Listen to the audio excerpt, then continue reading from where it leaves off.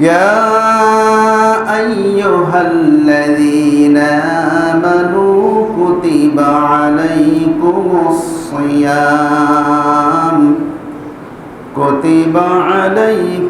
الصيام كما كتب على الذين من قبلكم لعلكم تتقون.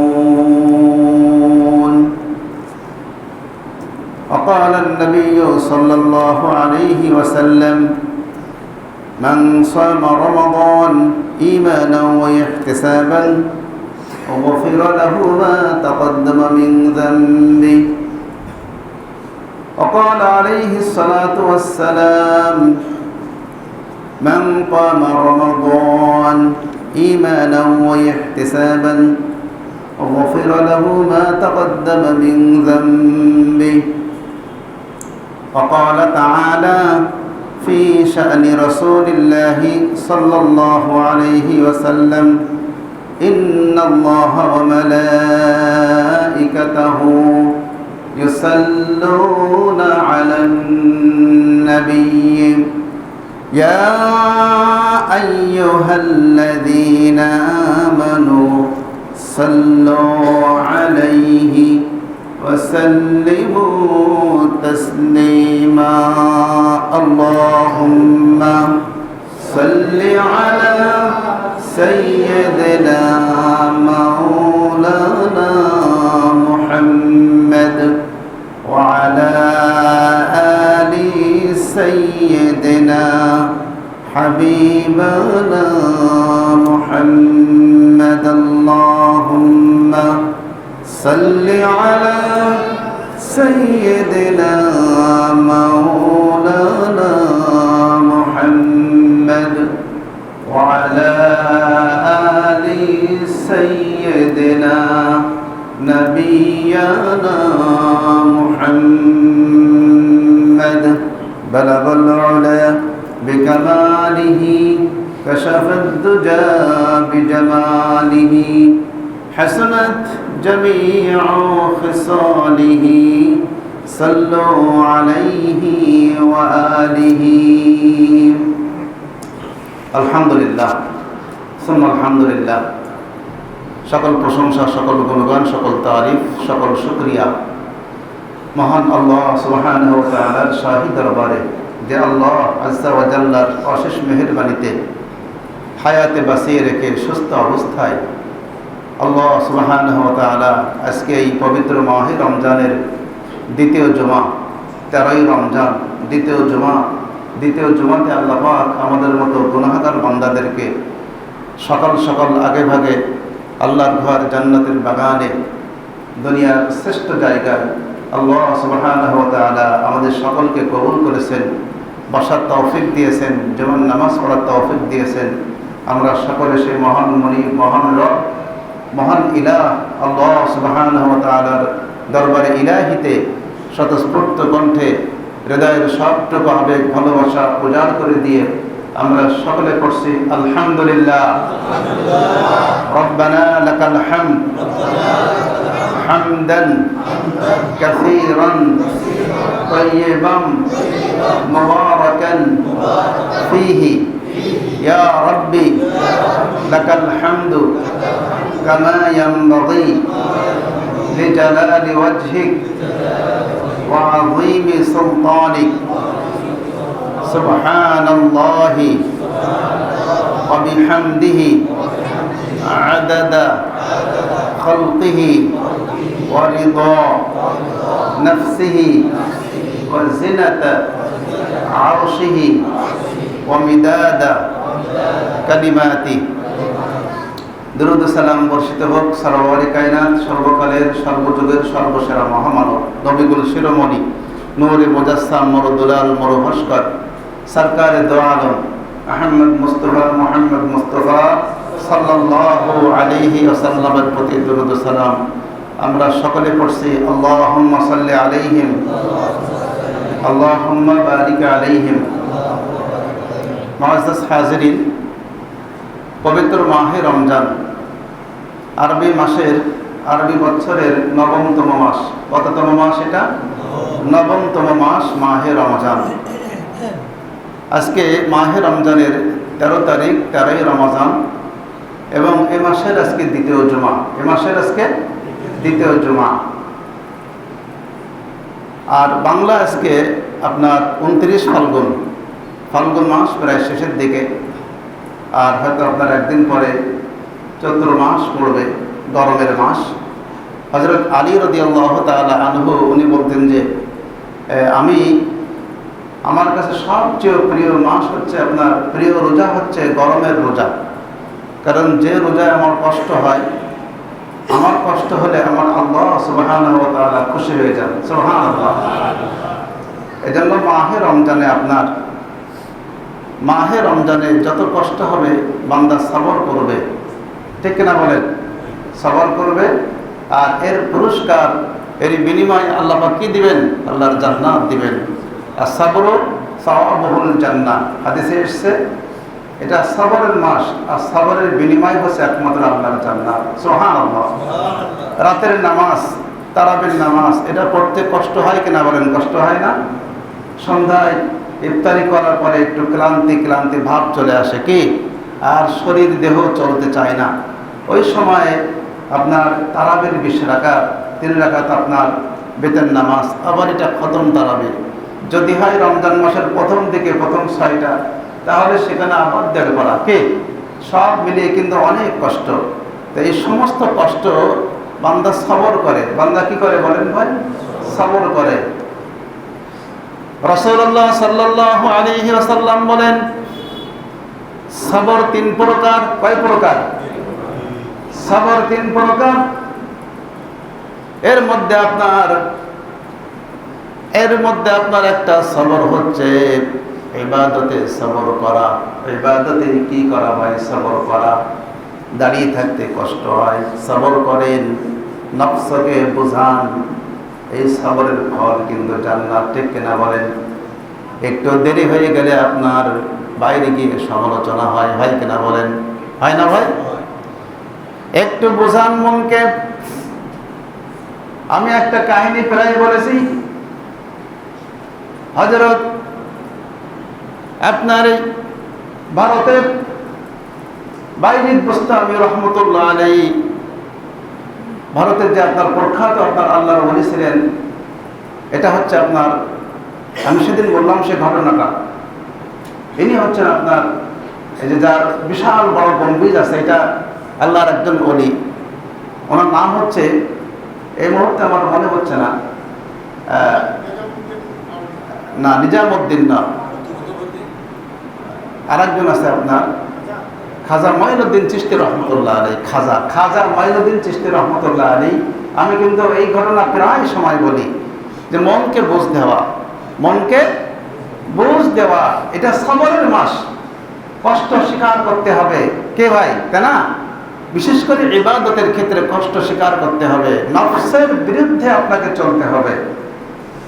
ওই কাহিনী আমি অনেক সময় বলেছি যে খাজা মঈনুদ্দিন চিশতি রহমতুল্লাহ আলাইহি, উনি যখন অসুস্থ হয়ে পড়লেন, বেশ বড় অসুস্থ হলো, জ্ঞান হারিয়ে যাচ্ছে, অনেকক্ষণ পরে আবার যখন ফিরে আসে, আবার তার জ্ঞান হারায়। ভক্ত মরিদ যারা ছিল, খাজা মঈনুদ্দিন চিশতি রহমতুল্লাহ আলাইহি, ওনাকে আপনার বলা হলো, হুজুর পাশে একজন যোগী আছে, একজন হিন্দু আছে আপনার, যে অনেক ঝাড়ফুঁক, অনেক চিকিৎসা করে, যার কাছে গেলে মানুষ ভালো হয়ে যায়। আল্লাহর ওলি খাজা মঈনুদ্দিন চিশতি রহমতুল্লাহ আলাইহি, উনি বললেন, খবরদার আমাকে ওর কাছে নিবে না, কারণ আমি চাই না আমার জীবনের শেষ মুহূর্তে ঈমান হারা হয়ে যায়, ঈমান ধ্বংস হোক আমি চাই না, কারণ তাদের কাজকর্ম শিরকি। কাজ কি তাদের? শিরিক। এই জন্য ওর কাছে আমাকে নেবে না। কিন্তু ভক্ত মরিদ তাকে অত্যন্ত ভালোবাসে, তার জন্য জীবন দেওয়ার মতো অবস্থা। হঠাৎ হুজুর আবার জ্ঞান হারিয়ে ফেললো। জ্ঞান হারানোর পরে আপনার ওই ফাঁকে আপনার ভক্ত মরিদরা হুজুরকে আপনার ওই যোগীর আস্থানায় তাকে নিয়ে গেল। যোগীর আস্থানায় যখন নিয়ে গেল তখন যোগী আপনার চিকিৎসা দিল, ট্রিটমেন্ট করলো। যোগীর আস্থানায় হুজুর আপনার সুস্থ হয়ে উঠল। সুবহানাল্লাহ।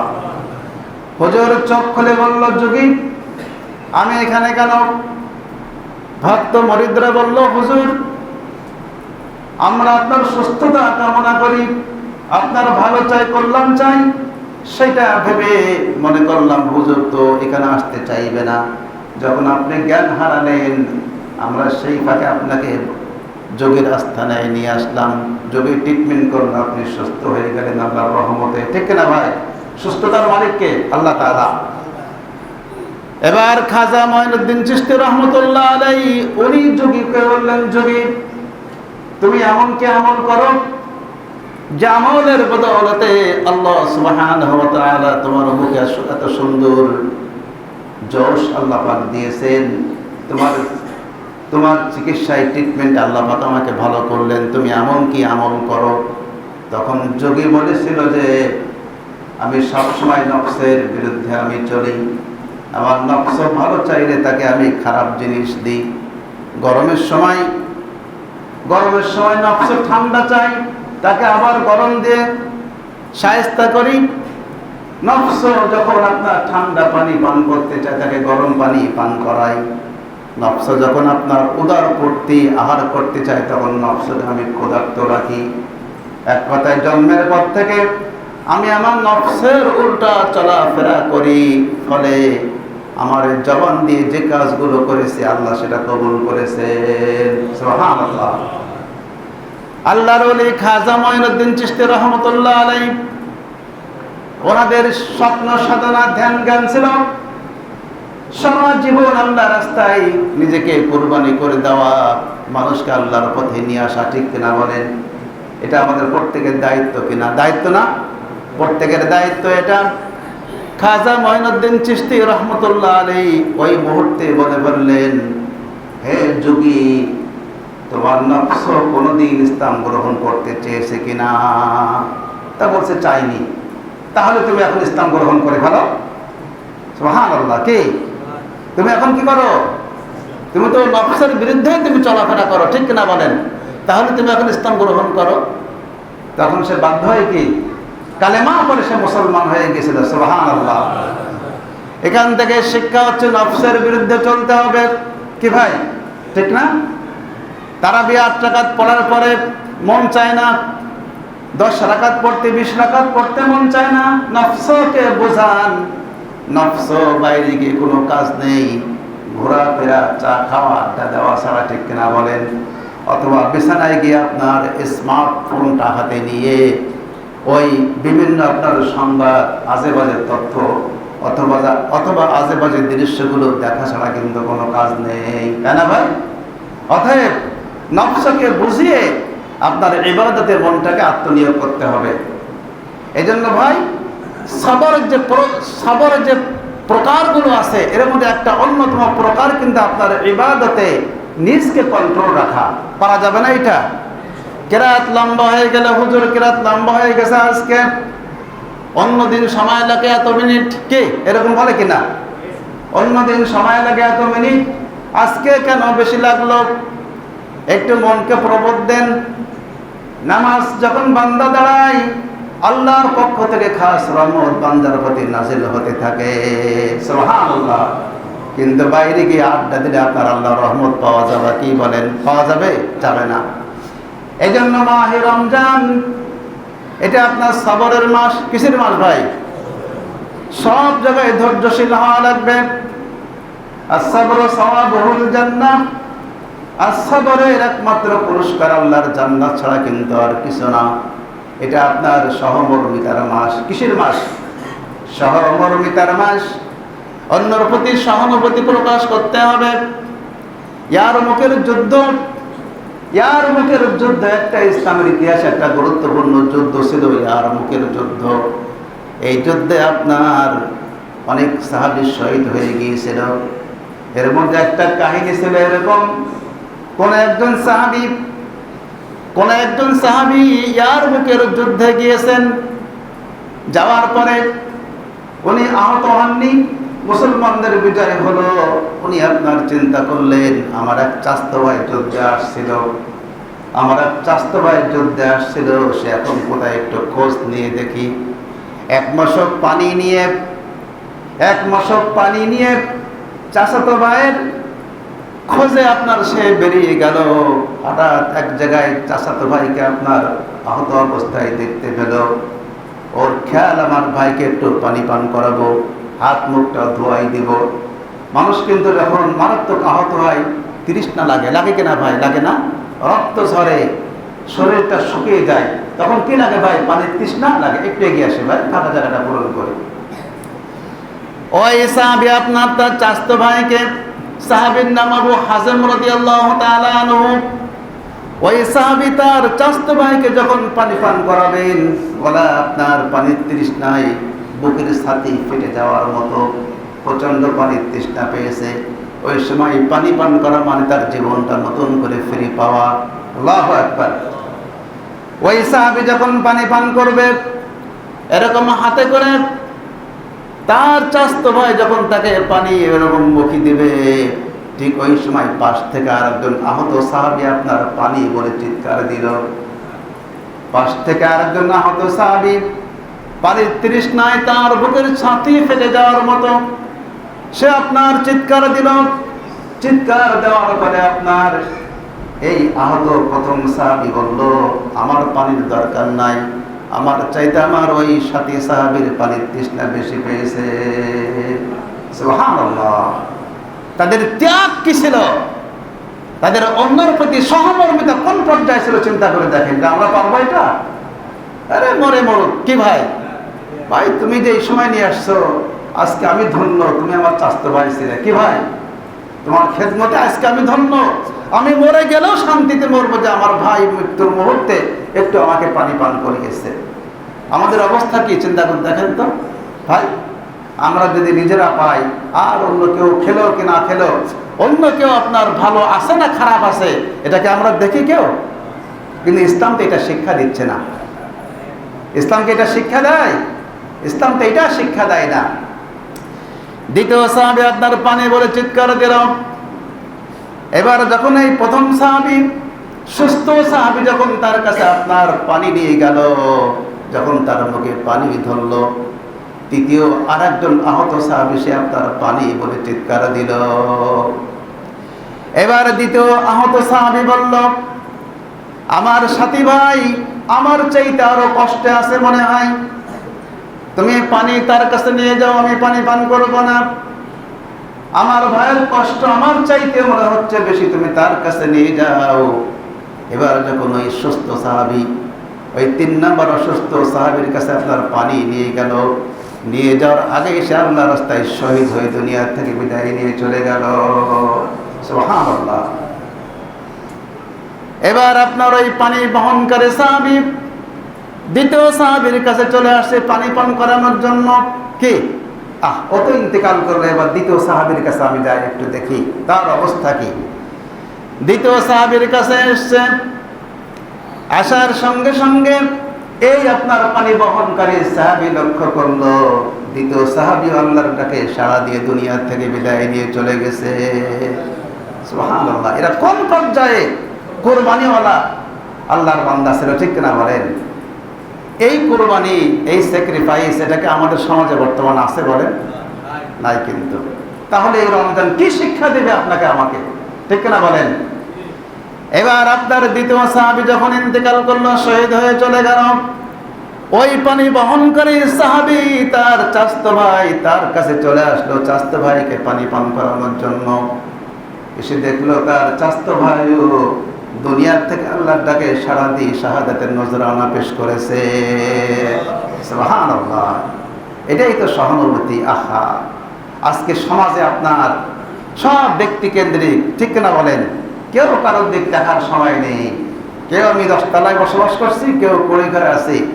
এজন্য মাহে রমজানে সাদাকাতুল ফিতির, অর্থাৎ তোমরা এই সাদাকা দান করো। ফিতির মানে কিন্তু ভঙ্গ, অর্থাৎ এইটা আপনার ঈদগাহে যাওয়ার আগে, রোজার ঠিক শেষ মুহূর্তে চাঁদ ওঠার পরে চাঁদ ওঠার পরে যখন আপনার মাহে রমজান শেষ হয়, যখন চাঁদ উঠলো, ওই চাঁদ ওঠার পরে কিন্তু এই সাদাকাটা আদায় করার নিয়ম।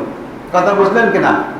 কারণ ওই যে সাদাকাতুল ফিতর আমি দিচ্ছি, আমার প্রতিবেশী, আমার আত্মীয় স্বজন কোনো গরিব থাকলে, অসহায় থাকলে, কাপড় নেই, পোশাক নেই, আল্লাহ রাসূল বলেন,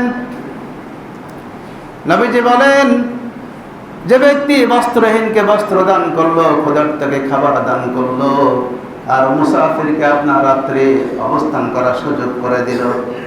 কোন একজন পথচারী মুসাফির রাত্রে বিপদে পড়ে গেল, এমন আছে না ভাই? গাড়ি দুর্ঘটনায় পড়ে গিয়েছে, গাড়ি দুর্ঘটনায় পড়লো, এমন জায়গায় আপনার গাড়ি দুর্ঘটনায় পড়ছে, আপনার আশেপাশে কোনো দোকান নেই, হোটেল নেই, ঠিক কিনা বলেন? হয়তো কোনো বাড়ি আছে, সেখানে গিয়ে আশ্রয় কামনা করলো। ওই পথচারী পথিককে যে ব্যক্তি আশ্রয় দিবে, আল্লাহর জান্নাত তার জন্য ওয়াজিব হয়ে যাবে। সুবহানাল্লাহ। তিনটা গুণের কথা বলা হয়েছে এখানে। আপনার বস্ত্রহীনকে পোশাক দাও, ক্ষুধার্তকে আহার দাও, আর পথচারী মুসাফির যে আছে কি, এর আশ্রয় দাও রাত্রকু থাকার জন্য। আমরা বলি, ভাই তুমি কোন মন মানসিকতা কি?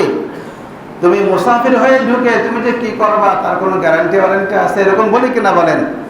জায়গা না, একটু খেতে চাইলে খেয়ে ভাই বিদায় নিয়ে চলে যাও, এরকম বলে কিনা? এরকম বলি, আহা, এরকম করা ঠিক হবে না।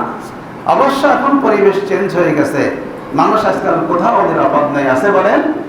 কোথাও আজকাল মানুষ নিরাপদ নেই। কারণ কি? আল্লাহর হুকুম মতো না চলার কারণে, তাই না ভাই? আল্লাহর হুকুম মতো কি? আমাদের সমাজ না চলার কারণে, আমাদের দেশ না চলার কারণে। আলা লাহুল খালকু ওয়াল আমরু তাবারাকাল্লাহু রাব্বুল আলামিন। সূরাতুল আরাফ আল্লাহ পাক বলছে এখানে, সৃষ্টি আমার, আইন চলবে আমার। কে বলছে কথা? আল্লাহ জাল্লা শানুহুর বাণী, সৃষ্টি আমার, আইন চলবে আমার। আইন চলছে কার? আল্লাহর আইন চলছে। আল্লাহর আইন চলছে না, চলছে কার বলেন? ব্রিটিশ আইন দিয়ে আপনার দেশ চলছে। আমি গতকালকে একটা টক শো দেখছিলাম।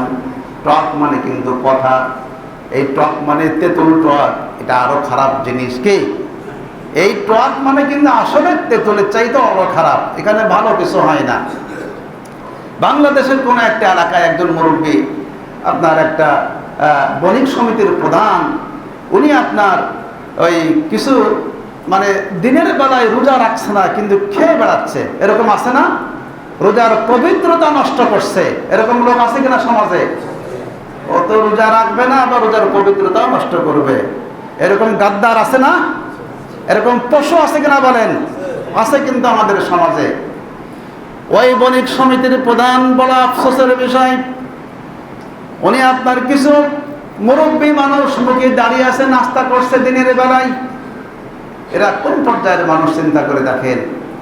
কারণ হাদিসে স্পষ্ট বলা আছে, যে ব্যক্তি রোজা রেখে ভাঙলো, রোজা পরিপূর্ণ করলো না, এর বড় কঠিন শাস্তি আল্লাহ রাসূল বলেছেন।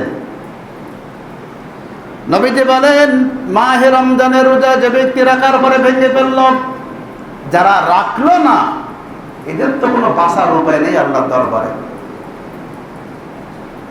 যারা রাখলো না এদের কোনো মুক্তি নেই পরকালে। আল্লাহ রাসূল বলেন, আমি একদিন ঘুমিয়েছিলাম, হঠাৎ দেখলাম দুইজন ফেরেশতা আমার দুই বাহু ধরে বলল, উঠুন। আমি পাহাড়ে উঠলাম তাদের সহযোগিতায়। আমি যখন পাহাড়ের চূড়ায় উঠলাম, আমি লক্ষ্য করলাম অসংখ্য মানুষের চিৎকার, আর্তনাদ। জিজ্ঞেস করলাম, ভাই এরা কারা? তখন বলা হলো, এরা আল্লাহর জাহান্নামী বান্দা, আল্লাহর আযাবে তারা চিৎকার করতেছে। এরপর আমি লক্ষ্য করলাম যে অসংখ্য মানুষকে আপনার পায়ের গোশতের সঙ্গে আপনার ছিদ্র করে, ফোঁটা করে ঝুলিয়ে রাখা হয়েছে, এবং তাদের মুখমণ্ডলগুলো আপনার ফেড়ে ফেলা হয়েছে, রক্ত ঝরছে, আল্লাহর আগুনে জ্বলছে তারা। বললাম, ভাই এই মানুষগুলো কারা? তখন বলা হলো, ইয়া রাসূলুল্লাহ, ইয়া হাবিবাল্লাহ, এই মানুষগুলো হচ্ছে তারাই যারা রোজা রেখে আপনার ভেঙে ফেলতো। যারা রোজা রেখে ভেঙে ফেলতো তাদের শাস্তি যদি এটা হয়, আর যে আপনার রাখলোই না তার অবস্থা কি হবে? ঠিক কিনা বলেন? আল্লাহ নবীর একজন সাহাবী, মদিনার একজন সাহাবী, অত্যন্ত গরিব মানুষ। মাহে রমজানে আপনার নিজকে কন্ট্রোল করতে না পেরে আপনার স্ত্রীর সঙ্গে দিনের বেলায় অবস্থান করলো। রোজা ভাঙ্গার মৌলিক কিন্তু এর মধ্যে এক নম্বর স্ত্রীর সহবাস। এক নম্বর কি ভাই? রোজা ভেঙ্গে যায়, তার মধ্যে এক নম্বর মৌলিক বিষয় স্ত্রীর সহবাস, আহার করা। এগুলো কি ভাই? মৌলিক বিষয়, কিন্তু রোজা নষ্ট, একদম রোজা ভেঙে যাবে। এরপরে আপনার ইচ্ছা করে বমি করা, এরপরে আপনার মেয়েদের আপনার মাসিক শুরু হয়ে যাওয়া অথবা ঋতুস্রাব হওয়া, এগুলো কিন্তু রোজা ভেঙে যায়, থাকে না। এরপরে আপনার খাদ্যর পরিবর্তে অন্য কিছু আহার করা ইত্যাদি, এগুলো রোজা ভেঙে যায়। মদিনার ওই সাহাবী আপনার গরিব মানুষ, যা হোক দিনের বেলায় শয়তানের ধোকায় পড়ে আপনার হালাল স্ত্রী ওই সময় তার জন্য হারাম ছিল, উনি হালাল করে নিজেকে আপনার কন্ট্রোল করতে না পারে স্ত্রীর সঙ্গে আপনার মেলামেশা করেছে। যখন তার হুঁশ হলো, বোধোদয় হলো, ছুটে আল্লাহর নবীর দরবারে চলে গেল। ইয়া রাসূলুল্লাহ, ইয়া হাবিবাল্লাহ সাল্লাল্লাহু আলাইহি ওয়াসাল্লাম, আমি ধ্বংস হয়ে গেছি। ইয়া রাসূলুল্লাহ, আমি ধ্বংস হয়ে গেছি, আমার পথ কি, বাঁচার উপায়টি কি? নবীজি তিনটা অপশনস বললেন। কয়টা? নবীজি তিনটা অপশন বললেন। এক নাম্বার, এই একটা রোজা ভাঙ্গা নষ্ট করার কারণে তোমাকে একটা গোলাম আজাদ করতে হবে। ওই সাহাবী বললেন, ইয়া রাসূলুল্লাহ, ইয়া হাবিবাল্লাহ, আমি একজন গরিব মানুষ, গোলাম তো রাখার প্রশ্নই আসে না, এই সামর্থ্য আমি নেই, অথবা কারোর গোলাম যে আজাদ করে দেব সেই ক্ষমতা আমার নাই। এক নাম্বার বাদ। দুই নাম্বার, আল্লাহ রাসূল বললেন তোমাকে 60 জন মিসকিনকে, কয়জনকে? তাআম মাসাকিন, তোমাকে 60 জন মিসকিনকে 2 বেলা পেট ভরে আহার করাতে হবে। ওই গরিব সাহাবী বললেন, ইয়া রাসূলুল্লাহ, ইয়া হাবিবাল্লাহ, আমার তো নুন আনতে পান্তা পোড়াই, ঠিক কিনা বলেন? আমার তো 2 বেলা আহার নিজের জোটে না, আমি কিভাবে 60 জন মিসকিনকে আমি আপনার আহার করাবো? এই সামর্থ্য আমার নেই। এবার নবীজি 3 নাম্বার বললেন, তাহলে তোমাকে একটানা 60টা রোজা রাখতে হবে। কয়টা ভাই? যদি কেউ ইচ্ছা করে রোজা নষ্ট করে, যদি কেউ রোজা নষ্ট করে, তাহলে তার কাজা, কাফারা, কাজা মানে একটা তো রাখতেই হবে, ওর সঙ্গে আরো 60টা রাখতে হবে। এর নাম কাজা, কাফারা। তাকে একটানা 60টা রোজা তাকে রাখতে হবে। 59টি রাখলেও হবে না, 50টিও রাখলেও হবে না। 50টি রাখার পরে ভেঙে গেল, আবার তাকে প্রথম থেকে শুরু করতে হবে। এভাবে তাকে 60টা রোজা রাখতে হবে।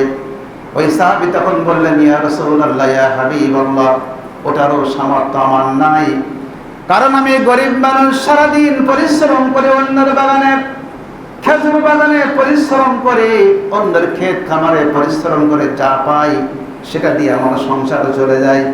আমার ক্ষমতা নাই 60টি রোজা রেখে আমি আপনার বাড়ি বসে এরকম অবস্থান করে রোজাগুলো পালন করবো, এই সামর্থ্য আমার নাই। আল্লাহর নবী, বিশ্ব নবী মুহাম্মদুর রাসূলুল্লাহ সাল্লাল্লাহু আলাইহি ওয়াসাল্লাম, যিনি আপনার সমস্যার সমাধানকারী ছিলেন, ঠিক কিনা বলেন? ছিলেন না? যিনি সমস্যার সমাধানকারী ছিলেন, আল্লাহর নবী চুপচাপ শোনার পরে বসে আছেন। ঠিক ওই সময়ে আল্লাহর নবীর দরবারে এরকম খানজা ভর্তি কোন একজন সাহাবীর খেজুর বাগানের পাকা সুন্দর ফল, খেজুর ফল তার সামনে চলে আসলো। আল্লাহর নবীর দরবারে চলে আসলো এক খানজা ভর্তি পাত্র ভর্তি আপনার সুন্দর গাছ পাকা খেজুর। আমরা যে খেজুর খাই এই খেজুর না, কিন্তু কি ভাই, এ তো কবের খেজুর, তার ঠিক নাই, তাই না ভাই? এগুলো কবের, তার ঠিক নাই। এরপরে এটা খাওয়া সুন্নাত। এটা কি খাওয়া ভাই? ইফতারিতে খেজুর খাওয়া কি? সাহারিতে খেজুর খাওয়া সুন্নাত। বিশ্বনবী মুহাম্মদুর রাসূলুল্লাহ সকলে বলে সাল্লাল্লাহু আলাইহি ওয়াসাল্লাম ইফতারিতে খেজুর খেয়েছেন। সারা পৃথিবীর কোটি কোটি আল্লাহর নবীর প্রেমিক আশিক রাসূল তারা আপনার খেজুর দিয়ে ইফতারি করে। সুবহানাল্লাহ, কত আশিক, ঠিক না বলেন? আমার নবী আপনার নবী খেয়েছে, আমরাও সে সুন্নাতটা কি করি ভাই, অনুসরণ করি। আল্লাহ নবীর দরবারে এরকম এক পাত্র ভর্তি সুন্দর গাছ পাকা খেজুর চলে আসলো।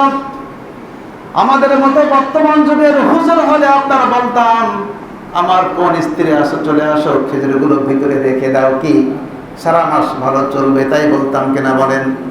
আহারে আমার ভক্ত মুরিদরা নিয়ে এসছে, সারা মাস ভালোই কাটবে আমার, এরকম হতো না ভাই? ভালো চলবে। কিন্তু বিশ্ব নবী তা করলেন না। ওই সাহাবীকে ডেকে বললেন, হে সাহাবী, হে আমার সাহাবী, তুমি চলে যাও, এই সমস্ত খেজুরগুলো নিয়ে তুমি তোমার কওমের কাছে চলে যাও। কওমের কাছে গিয়ে তুমি দেখবা যারা সবচেয়ে গরিব, ওই মানুষদেরকে বিলিয়ে দিবে। বিলাই দেওয়ার ফলে তোমার যে রোজাটা নষ্ট হয়ে গিয়েছে, ইচ্ছা করে নষ্ট করেছ, 60টা তুমি রাখতে পারবে না। 60টা তোমার রাখার ক্ষমতা নেই, তোমার একজন গোলামকে আজাদ করার ক্ষমতা নেই, তোমার এরকম 60 জন মিসকিনকে খাওয়ানোর কোনো ক্ষমতা তোমার নেই। অতএব তুমি চলে যাও এই খেজুরগুলা নিয়ে। এর মতো সহজ কোনো পদ্ধতি আর আমার জানা নেই। আল্লাহ রাসূল বললেন, এই খানজা ভরা খেজুর নিয়ে তুমি তোমার কওমের ভিতরে চলে যাও, দেখবা যে মানুষগুলা গরিব, অসহায়, নিরন্ন, বুভুক্ষ, ওদেরকে বিদায় দিবে। তখন সাহাবী চুপচাপ দাঁড়িয়ে আছে। আল্লাহ রাসূল বললেন, সাহাবী তুমি কথা বলছো না কেন? ওই সাহাবী বললেন, ইয়া রাসূলুল্লাহ, ইয়া হাবিবাল্লাহ, ওই কওমের ভিতরে ওই অলিতে গলিতে আমার মতো কোন গরিব মানুষ, অসহায় মানুষ ওই মদিনার ভিতরে আর কেউ নাই। ইয়া রাসূলুল্লাহ, আমি কাকে দিব? আমি সবচেয়ে বড় গরিব। আল্লাহর নবী হেসে ফেললেন, এমন হাসলেন তার দাঁতগুলা বেরিয়ে গেল। হাদিসে এসেছে, বুখারী মুসলিমের হাদিস, তার দাঁত বেরিয়ে গেছিল। এরকম হাসি নবীজি কোনোদিন হাসেননি। তখন নবীজি বললেন, এই খেজুরগুলো নিয়ে তুমি আহার করো। সুবহানাল্লাহি ওয়া বিহামদিহি। সমাধান কি শুনলেন? এই খেজুরগুলো নিয়ে তুমি আহার করো। তোমার মতো যখন কেউ আর গরিব নাই, ঠিক আছে, এটা তুমিই নাও, তোমার আর সদকা করা দরকার নাই। একটা রোজা যে ব্যক্তি নষ্ট করলো, হাদিস শরীফে এসেছে, একটু আমরা খেয়াল করব। একটা রোজা যে ব্যক্তি কাজা করলো, ইচ্ছা করে নষ্ট করলো, সারা জীবন ভর যদি কেউ রোজা রাখে, ওই একটার আপনার সেই প্রতিদান সওয়াব অর্জন করতে পারবে না। আল্লাহু আকবার। এই রোজার দাম কত, ঠিক কিনা বলেন? মাহে রমজান মাস, আল্লাহ পাকের একটা নাম কিন্তু রমজান। আল্লাহ পাকের একটা নাম কি আছে? রমজান। এই জন্য শুধু রমজান বলা কিন্তু অনেকে গুনাহ বলেছেন। অনেক উলামায়ে কেরাম শুধু রমজান বলা গুনাহ বলেছেন। কি বলতে হবে? অন্তত মাহে রমজান অথবা শাহরু রমজান বা রমজানুল মুবারক বলা যাবে না, সম্মান দিয়ে বলতে হবে। মাহে রমজান, আল্লাহ রাব্বুল আলামিন একটি মাস উদযাপন করো বান্দা। কি জন্য উদযাপন করব? কেন উদযাপন করব? আল্লাহ পাক কি জন্য একটি মাস না খাওয়ার ব্যবস্থা করে দিলেন? শুধুমাত্র একটাই কারণ, সেটা হচ্ছে শাহরু রমাদান আল্লাযী উনজিলা ফীহিল কুরআন হুদাল লিন-নাসি ওয়া বায়্যিনাতিন মিনাল হুদা ওয়াল ফুরকান। আল্লাহু আকবার। আল্লাহ রাব্বুল আলামিন মুসা কালিমুল্লাহকে আল্লাহ পাক যখন তাওরাত দিয়েছিলেন, তাওরাত আল্লাহর পক্ষ থেকে যখন নাযিল হয়েছিল, এই তাওরাত মাহে রমজানের 6 তারিখে আল্লাহ পাক তাওরাত গ্রন্থ দান করেছিলেন। 12 তারিখে আল্লাহ পাক জাবর গ্রন্থ দান করেছিলেন। আজকে 13ই রমজান, আল্লাহ পাক আজকে ইনজিল কিতাব দান করেছিলেন। আল্লাহু আকবার বলি। এবং 18ই রমজান, মতান্তরে 24 রমজান আল্লাহ পাক কোরআন মাজিদ দান করেছিলেন। সুবহানাল্লাহ। আল্লাহ রাব্বুল আলামিন যখন তাওরাত মুসা কালিমুল্লাহকে দিলেন, আল্লাহ পাক জানিয়ে দিলেন, وَوَعَدْنَا مُوسَى 30 لَيْلَةً وَأَتْمَمْنَاهَا بِعَشْرٍ مِيقَاتُ 40 لَيْلَةً। আমি মুসা কালিমুল্লাহর কাছে বললাম, মুসা, তোমাকে তাওরাত কিতাব দান করব, তুমি রোজা রাখবে এই উপলক্ষে। একটা বিশাল বিষয় তোমাকে দান করবো, তোমাকে রসুল করবো, রসুল বানাবো। নবী এক জিনিস, রসুল কিন্তু আর এক জিনিস, ঠিক কিনা বলেন? সকল রসুল কিন্তু নবী ছিলেন, কিন্তু সকল নবী কিন্তু রসুল ছিলেন না। যারা আল্লাহর পক্ষ থেকে কিতাব পেয়েছে তারা ছিলেন কি? নবী এবং রসুল। তারা কি ছিলেন? হ্যাঁ, তারা ছিলেন নবী এবং রসুল। আল্লাহ রাব্বুল আলামিন বললেন, মূসা তুমি রোজা রাখো, 30টা তুমি রোজা রাখো, 30টা রোজা রাখো, তারপর তোমাকে আমি আল্লাহ পাক কিতাব দান করব। নিজেকে আগে কন্ট্রোল করো রোজা রেখে, আমার একটা সিফাত তুমি গ্রহণ করো। আল্লাহ পাক যেমন খান না, আল্লাহ পাক খান কি বলেন? আল্লাহ পাক খান না, আল্লাহ পাকের স্ত্রী সন্তান নাই। এই সিফাতটা বান্দা সাময়িক গ্রহণ করার কারণে আল্লাহ রাব্বুল আলামিন বান্দার প্রতি বড় খুশি হয়ে যান। সুবহানাল্লাহ। উনি 40টা রোজা রেখেছিলেন। ঠিক তেমনি উম্মতে মুহাম্মাদি, এই উম্মতকে আল্লাহ পাক কোরআন যখন নাজিল করেছিলেন, ঠিক কোরআন পাওয়ার উৎসবকে কেন্দ্র করে আল্লাহ পাক উম্মতের প্রতি 30টা রোজা ফরজ করেছেন। সুবহানাল্লাহ। কারণ কোরআন আল্লাহর পক্ষ থেকে শ্রেষ্ঠ দান, ঠিক কিনা বলেন? ومن أعرض عن ذكري فإن له معيشة ضنكا ونحشره يوم القيامة أعمى قال رب لم حشرتني أعمى وقد كنت بصيرا قال كذلك أتتك آياتنا فنسيتها وكذلك اليوم تنسى الله أكبر সূরা তাহা 20 নম্বর সূরা 16 নম্বর পারার 19 নম্বর পৃষ্ঠার সর্বশেষ 3টা আয়াত আল্লাহ রাব্বুল আলামিন কোরআন নাযিল করলেন মাহে রমজান মাসে। লাউহে মাহফুজ থেকে আল্লাহ পাক কোরআন নাযিল করলেন রমজান মাসে। আল্লাহর নবীর কাছে আল্লাহ পাক কোরআন নাযিল করলেন। এই এমন রমজান মাস এমন একটি মাস যে মাসে আল্লাহ পাক সকল কিতাবকে আল্লাহ পাক নাযিল করলেন, সকল গ্রন্থগুলোকে আল্লাহ পাক নাযিল করলেন। তার মধ্যে সর্বশ্রেষ্ঠ গ্রন্থ আল কোরআন, ঠিক কিনা বলেন? জ্ঞান বিজ্ঞান সাহিত্য দর্শনের অমর রত্ন ভান্ডার মহাগ্রন্থ আল কোরআন। আল্লাহ রাব্বুল আলামিন সবে কদরে আল্লাহ পাক লাউহে মাহফুজ থেকে নাযিল করলেন দুনিয়ার আসমানের বাইতুল ইজ্জা নামক জায়গায়। সেখান থেকে দীর্ঘ 23টা বছর ধরে আল্লাহ পাক ক্রমান্বয়ে কোরআন নাযিল করলেন। মা ফাতেমা রাদিয়াল্লাহু তাআলা আনহা থেকে বর্ণিত, তিনি বলছেন, আমি দেখতাম আব্বাজান মাহে রমজানে যখন কোরআন নাযিল হতো, সারা বছর যখন কোরআন নাযিল হতো, ওই সারা বছরের সকল কোরআনগুলো এক জায়গায় করে আল্লাহ আমার আব্বাজান ওইটা জিবরাইল আলাইহিস সালাতু ওয়াস সালামকে মাহে রমজানে তিনি বারবার শোনাতেন। সুবহানাল্লাহ। মাহে রমজানে দেখতাম যে আমার আব্বা ওই সারা বছর যে কোরআন নাযিল হয়েছে, যতটুকু 1 পারা হোক, 5 পারা হোক, 2 পারা হোক, এটা জিবরাইল আলাইহিস সালাতু ওয়াস সালামকে আমার বাবা শোনাতেন। তার ইন্তেকালের বছর, আল্লাহ নবীর ইন্তেকালের বছর, ইন্তেকালের 6 মাস পরে কিন্তু ফাতেমা রাদিয়াল্লাহু তাআলা আনহা ইন্তেকাল করেছিলেন। আমার বাবা ইন্তেকালের বছর যখন হয়েছিল, ওই ইন্তেকালের বছর আমার বাবা কোরআন মাজিদ একবার না 2 বার জিবরাইল আলাইহিস সালাতু ওয়াস সালামকে তিনি শুনিয়েছিলেন 2 খতম। সুবহানাল্লাহ। যে কোরআন ঠিক আছে কিনা। এবং জিবরাইল আলাইহিস সালাতু ওয়াস সালাম আল্লাহর নবীকেও 2 বার শুনিয়েছিলেন। এই কোরআন সেই গ্রন্থ কিয়ামত পর্যন্ত যার একটা নুকতা জের জবর পর্যন্ত পরিবর্তন হবে না, ঠিক না বলেন? ইন্না নাহনু নাযালনা যিকরা ওয়া ইন্না লাহু লাহাফিজুন।